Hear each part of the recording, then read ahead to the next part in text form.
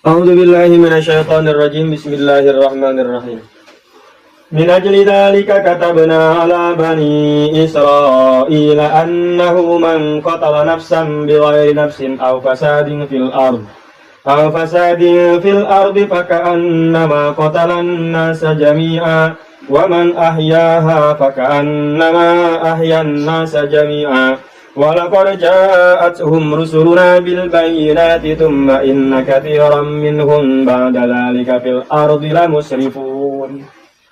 Setelah menceritakan perihal dua orang anak Adam, yaitu Qabil jeung Habil, terjadi perselisihan atau hasud gitunya dari si Qabil kepada si Habil. Lalu si Qabil membunuh si Habil. Kuari cek Allah min ajli zalika. Kemudian sebab pembunuhan tersebut oleh karena dikhawatirkan namanya dosa pertama ada yang membuat contoh tah si Qabil. Aya nu niru kena. Aya nu niru pasti. Karena manusia itu makhluk sosial. Apa yang dia lakukan berpotensi ditiru oleh orang lain. Minimal keluarga. Urang kuari can kawin can boga anak. Tapi kalakuan urang kuari ya, itu bisa ditiru nanti oleh anak. Salahnya nyina tenempo. Tenempo nyina can aya. Karena daging nu aya di urang aya di nyana, getih nu aya di urang aya di nyana. Tidak bisa dipisahkan kecuali urang paeh. Moal aya nu niru meureun anak teh. Minimalna keluarga, belum orang lain. Maka ku Allah dicegah, maka cek Ibnu Abbas ke dihareup tah. Min hai suntihati hurmatiha wa solihai. Jadi karena ada kekhawatiran nanti bakal ditiru dan pasti yang aya na ilmu Allah. Bakal aya nu niru jelema karena kelakuan si Qabil, yakni melakukan pembunuhan dengan zolim. Maka diberi hukum ku Allah umat saat eta sebelum Bani Israel, pembunuhan itu tidak tertulis dilarang, tidak. Karena kitab yang pertama itu adalah kitabna Musa. Allah nurunkan kitabnya adalah Musa pertama. Ainu sajen mah sebelum Musa mah adalah suhuf kan, lembaran-lembaran saja. Suhuf Ibrahim, suhuf nyata nu sajena gitu kan. Kitab mah bentuk kitab mah hanya kepada Musa. Taurat heula, terus Zabur, Daud, terus Injil, Musa, Isa, terus Al-Qur'an dan Muhammad.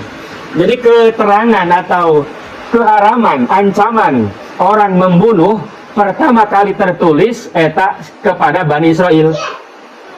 Umat sebelum Bani Israel hanya melalui ucapan-ucapan nabi-nabi mereka, orang-orang soleh di antara mereka, bahwa ulah kieu. Ditetapkan dalam satu kitab, ditulis langsung, itu adalah kepada Bani Israel. Karena kan ternyata benar Bani Israel itu termasuk umat yang suka membunuh. Bahkan membunuh lagi lain papatah, Nabi dibunuh. Berapa orang Nabi Bani Israel yang dibunuh? Luka sebut baik Zakaria, Yahya, Isa mencoba untuk dibunuh. Nanti terjadi. Nabi Muhammad dia direncanakan untuk dibunuh. Nanti kejadian.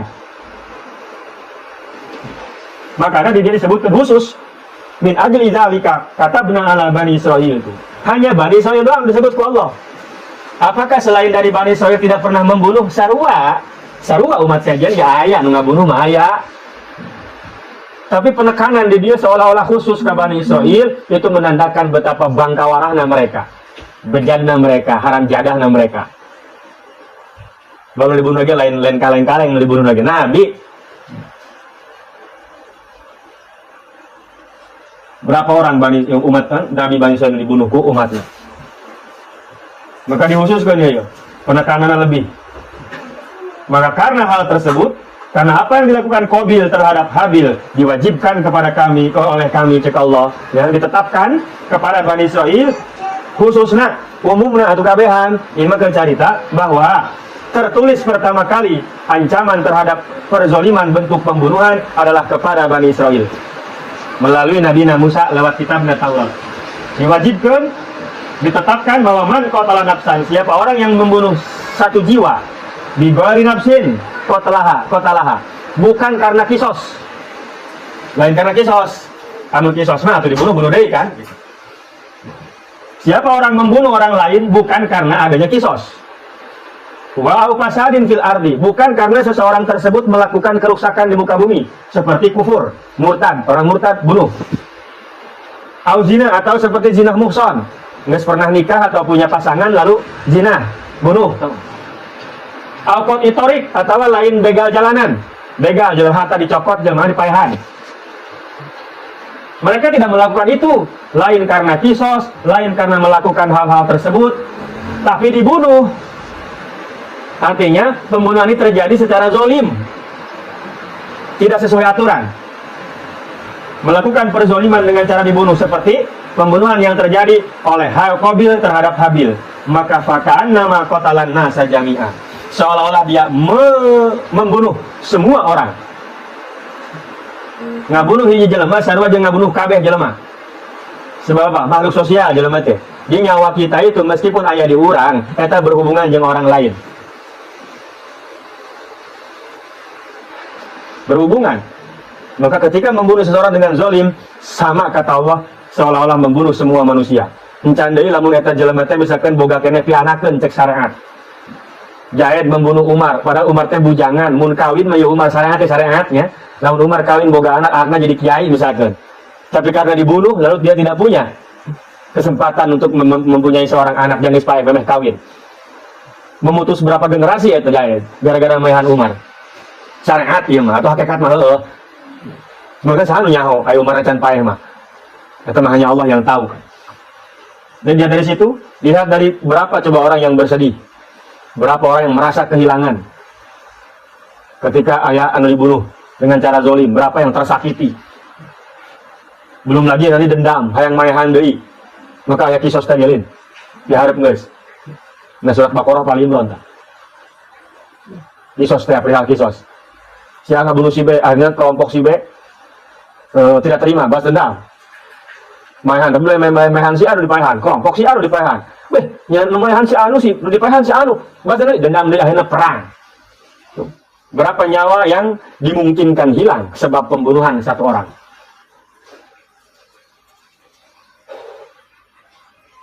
Orang kumag ya, ayah syariat, manusia sosial.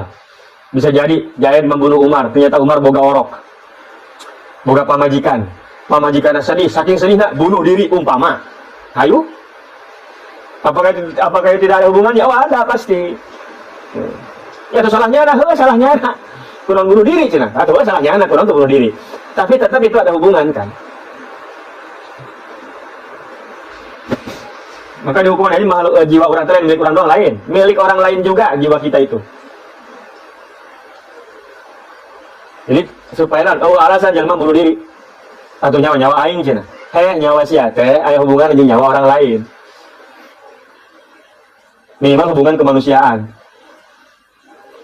Maka membunuh satu orang dengan zalim sama dengan membunuh banyak orang. Jami'an juga Allah. Tapi Muhammad Ahya, siapa yang mencegah, menghirupkan maksudnya mencegah dari membunuh, membiarkan hidup gitu kan. Dan menghirupkan maksudnya membiarkan hidup dengan cara tidak membunuh dengan zalim. Maka nama ahyan nasa jami'ah. Maka seolah-olah menghidupkan semua orang, membiarkan hidup semua orang. Yang kalau sudah hidup, andai pun tidak beriman, menghirupnya ya, kemungkinan potensi untuk beriman kan ayah. Makanya pun Nabi untuk dibunuh orang Taif. Ketika Nabi dakwah, orang Taif malah menganiaya Kangjeng Nabi, menyambit lain menyambut dengan baik. Dibalangkan batu dan lain-lain sampai bercucuran darah dari badan yang mulia Kangjeng Nabi, sampai malaikat yang marah nawarkan diri, apakah perlu dibantingkan ya gunung kepada orang-orang Taif. Cek Nabi ulah arju ayyakuna min aslabihi mayyatawallah. Saya mengharapkan dari rahim-rahim mereka, dari tulang-tulang rusuk mereka, ada lahir banyak orang yang membela Allah dan Rasulnya. Kita kan masuk dalam kategori ahyan nasa jami'ah. Dibiarkan oleh Nabi orang yang tidak beriman itu tidak langsung dibunuh. Padahal kurang kumaha ya, ngajari kenana. Ka Kangjeng Nabi. Asana gitu ya cek hukum lamun dipaehan ge moal naon moal neraka. Lamun cek Nabi gitu. Sa malaikat nawarkeun teh apakah ini gunung harus saya angkat dan saya timpakan kepada mereka Muhammad? Lamun si Nabi teh geus hajar. Asal moal dosa moal yakin moal dosa. Geus kos itu makanya Nabi kok.